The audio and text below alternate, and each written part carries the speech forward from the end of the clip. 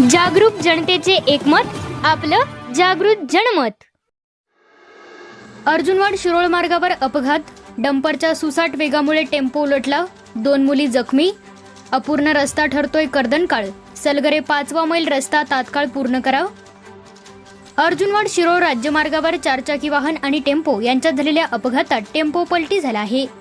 या अपघातात 4 चाकीमधील 2 मुली जखमी झाल्या असून रस्त्याच्या दुरावस्थेमुळे अपघातांचे सत्र सुरूच असल्याने नागरिकांमधून तीव्र संताप व्यक्त होत आहे। मिळालेल्या माहितीनुसार अर्जुनवाड शिरोळ मार्गावर माती वाहतूक करणाऱ्या डंपरचा वेग प्रचंड होता। या भरधाव डंपरमुळे वाहन चालकाचे नियंत्रण सुटले आणि 4 चाकी व टेम्पोची धडक झाली। धडक इतकी जोरात होती की टेम्पो रस्त्याच्या कडेला पलटी झाला।